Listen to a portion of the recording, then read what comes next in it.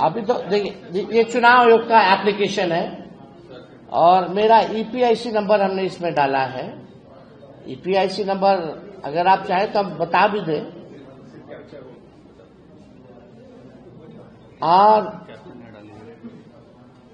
RAB29162120 इसमें captcha आता है। हाँ, आचार है। अब हम डालते हैं कि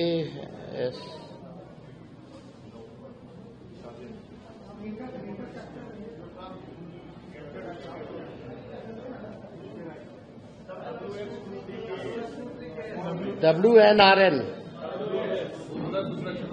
अच्छा, उसमें दूसरा चल रहा है।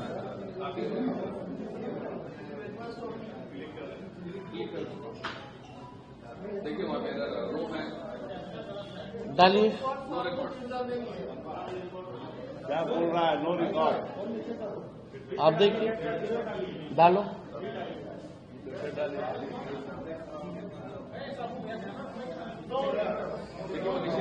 क्या नीचे लिख रहा है? देखिए, नो रिकॉर्ड।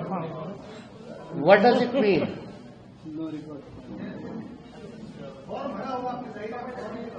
हाँ, चुनाव लड़ने के लिए आपको बूथ वोटर बनना चाहिए, बिहार का वोटर होना चाहिए, तब जाकर के आप चुनाव लड़िए। जैसा पिता वैसा पुत्र, झूठ बोलने का सबसे बड़ा ठेकेदारी लिए हुए ये लोग हैं। एक तरफ संविधान के किताब लेके चलेंगे, दूसरे तरफ संविधान का कसम खाएंगे और तीसरे तरफ संवैधानिक संस्था को अपमानित करेंगे, उसके बारे में झूठ और भ्रम का वातावरण बनाएंगे। धिक्कार है संवैधानिक पद पर बैठा हुआ व्यक्ति को कि संवैधानिक संस्था का अपमान कर रहा है, संवैधानिक संस्था के बारे में झूठ बोलकर जनता के बीच भ्रम फैला रहा है। ऐसे लोग पर कार्रवाई होनी चाहिए। इतनी स्वतंत्रता कतई उचित नहीं है जो अपने संविधान और संवैधानिक संस्था पर हमला करता हो।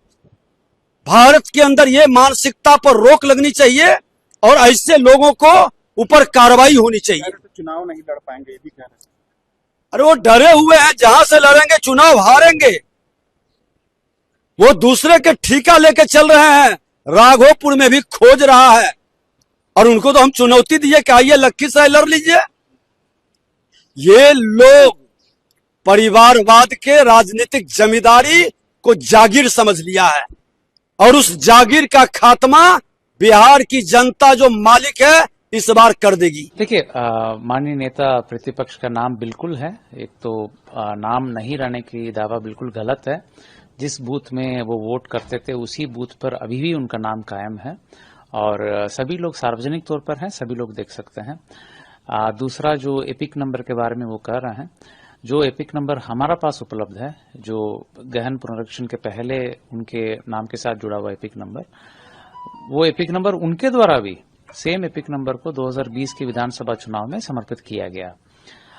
सो इसमें कहीं कोई कंफ्यूजन नहीं है और बहुत साफ तौर पर मैं कहना चाहता हूं कि पटना जिला के सभी निर्वाचकों से अनुरोध है कि थोड़ा संयम रखें। अपना नाम या एपिक नंबर से आप अपना ड्राफ्ट रोल में नाम देख सकते हैं, कहीं कोई दिक्कत नहीं है। आपकी सेवा के लिए BLO, ERO हम लोग हैं। 1950 भारत निर्वाचन आयोग द्वारा जारी किया है, जिसमें आप क्वेरीज कर करके आप सफाई ले सकते हैं या कोई भी क्वेरी आप करेंगे जरूर आपको जवाब मिल जाएगा। तो कहीं कोई इसमें कंफ्यूजन नहीं। लेकिन सर, जो नेता प्रतिपक्ष ने अपना एपिक नंबर जारी किया उसमें तो वो नॉट फाउंड लिखा क्या वो, और जो नंबर जारी हुआ आप लोग की तरफ से जो आपने भी ट्वीट किया, क्या वो दोनों नंबर तो डिफरेंट बता रहा है एपिक नंबर? नहीं, उनके द्वारा एफिडेविट में 2020 के इलेक्शन में उनके द्वारा जो नॉमिनेशन के दौरान एफिडेविट फाइल होता है उसमें यही नंबर उन्होंने दिया है। जो डॉक्यूमेंट्स दिया उसमें यही नंबर है जो हम बता रहे हैं। अब और कोई एपिक कार्ड वो अगर दिखा रहे हैं तो उसको देखना पड़ेगा। वो 2020 में उनके द्वारा दिए गए एपिक कार्ड के आधार पर ही उन्होंने नॉमिनेशन भी किया है। और अभी भी वही एग्जिस्ट कर रहा है, उसमें कहीं कोई चेंज नहीं है। क्या सर कोई SIR के बाद कोई एपिक नंबर भी चेंज? कुछ नहीं, ऐसा कुछ नहीं। एपिक नंबर सेम रहेगा, जो आपके पास पहले था वही एपिक नंबर भी रहेगा। जो पब्लिक लोग या फिर जो भी और हैवॉक क्रिएट कर रहे हैं SIR को लेकर, उसको लेकर सर क्या कुछ अपना मैसेज? देखिए, हर एक बात जिस पर लोगों का कंफ्यूजन है, ये जो मीडिया, सोशल मीडिया के माध्यम से क्वेरीज आ रहे हैं या किसी प्रकार की कुछ बातें आ रही हैं, सबको एक एक करके हम लोग एक्सप्लेन कर रहे हैं। भारत निर्वाचन आयोग भी अपने स्तर से एक एक बात को लेकर के एक्सप्लेन कर रहा है, मीडिया के माध्यम से, सोशल मीडिया के माध्यम से, कहीं कोई इसमें कंफ्यूजन नहीं। एक सर लास्ट क्वेश्चन है, सवाल ये हो रहा है कि कई लोग पटना से भी, कई लोग का नाम कट गया है, क्या उसको लेकर BLO कहा जा रहा है कि BLO भी ठीक से जांच नहीं किया, लोग को अपलोड कर दिया, बहुत लोग नहीं, ऐसा कुछ नहीं, ऐसा बिल्कुल कुछ नहीं है। 5 दिन पहले भी, यानी SIR के समाप्ति मतलब जो ड्राफ्ट रोल के तैयारी के समाप्ति जो हुआ है 25 जुलाई को, उसके पहले 5 दिन पहले हम लोगों ने सभी पॉलिटिकल पार्टीज को लिस्ट शेयर किया है। जो अनुपस्थित शिफ्टेड डेड वोटर्स की पूरी सूची उनकी दी गई है, और हम लोगों के मीटिंग में सभी पॉलिटिकल पार्टीज ने एक मत में कहा कि ऐसा कोई विशेष आपत्ति नहीं है। कुछ मोहल्ला उन्होंने 20 तारीख को जो बैठक में उन्होंने कुछ मोहल्ला चिन्हित किया कि वहां ध्यान देने की आवश्यकता, उसको भी हम लोगों ने कवर किया। 25 को उनकी सारे आपत्तियों की निराकरण हुई, और जो प्रारूप प्रकाशन के दिन जो बैठक हुआ उसमें सभी राजनीतिक दलों ने कोई आपत्ति व्यक्त नहीं किया, विशेष आपत्ति। तो इसमें कहीं कोई मुद्दा है या नहीं। सर, ये तेजस्वी यादव ने आज दावा किया कि उनका नाम जो है वोटर लिस्ट में नहीं है, लेकिन उसके तुरंत बाद इलेक्शन कमीशन के द्वारा जारी किया गया सबूत के साथ।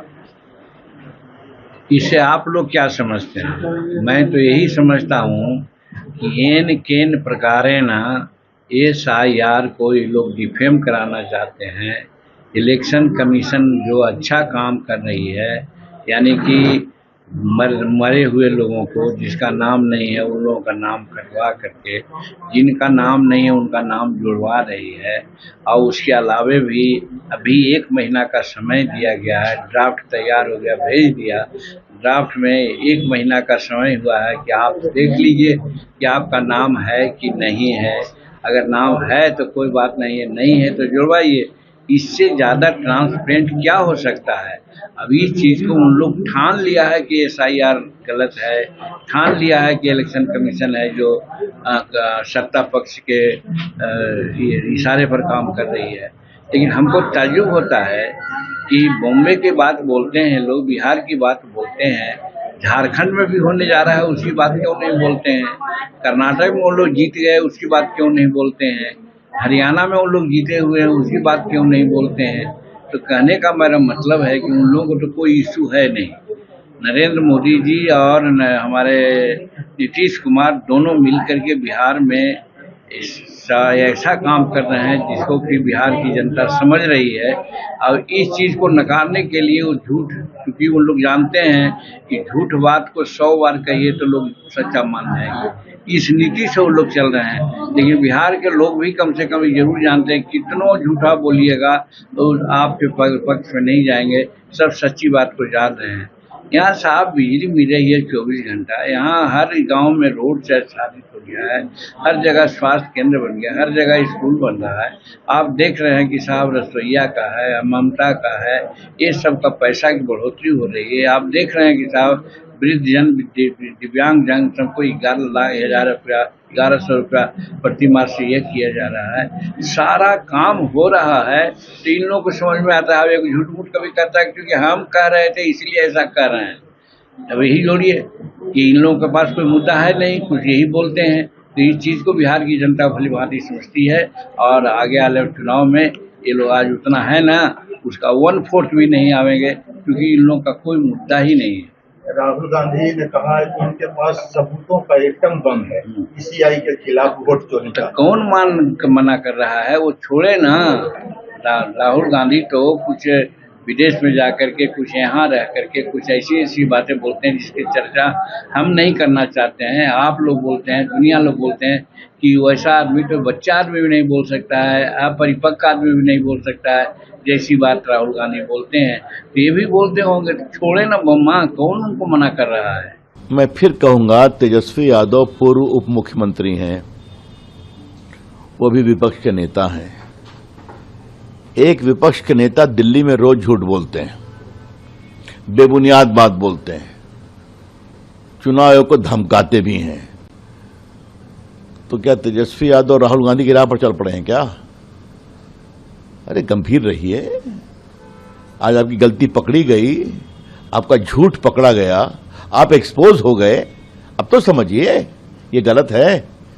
चुनाव आयोग को बार बार बताना पड़ा कि आप बाकायदे वोटर हैं, आपकी पत्नी भी वोटर हैं और दीघा में ही हैं और उसी वेटनरी कॉलेज के बूथ पर हैं। देखिए, तेजस्वी यादव जान चुके हैं कि इस चुनाव में वो जीतने वाले नहीं, इसलिए चुनाव आयोग को लेकर भ्रम पैदा कर रहे हैं। चुनाव आयोग के बारे में पहले भी SIR मुद्दे पर उन्होंने भ्रम पैदा किया और आज भी उन्होंने भ्रम पैदा करने की कोशिश की कि उनका नाम नहीं है, लेकिन चुनाव आयोग ने उनके बैलून की हवा निकाल दी और बता दिया कि उनका नाम है। जो राहुल गांधी कल कह रहे थे कि उनके पास एटम बम है चुनाव आयोग के खिलाफ, तो क्या यही राहुल गांधी का एटम बम था जो तेजस्वी यादव ने बोला? उसकी तो हवा निकल गई। तेजस्वी यादव ऐसी असत्य बात न करें, विपक्ष के नेता हैं। इस तरह की बयानबाजी उनको चुनाव आयोग के खिलाफ नहीं करनी चाहिए। जो उन्होंने कहा है वो बहुत दुर्भाग्यपूर्ण है। तेजस्वी जी ऐसा ही राजनीति करते रहते हैं ना, तथ्यों से उनको कोई लेना देना नहीं है। बिना तथ्य की राजनीति को वो करते रहते हैं। तो अब इलेक्शन कमीशन ने जब बता दिया तो फिर उसमें कोई किसी की सफाई की क्या जरूरत है? इसके लिए सर्वोच्च संस्था इलेक्शन कमीशन ऑफ इंडिया है। राहुल गांधी ने कहा है कि भारत देश में इलेक्शन सिस्टम पूरी तरह से राहुल गांधी के मुताबिक देश नहीं चलता है। यह देश चलता है लोकतंत्र से, कानून से और कानूनी प्रक्रिया से। राहुल जी तो कुछ दिन पहले तक संविधान का किताब लेके घूमते थे। तो संविधान में क्या लिखा हुआ है कि इस देश का जो नागरिक नहीं है वह भी इस देश का मतदाता होगा।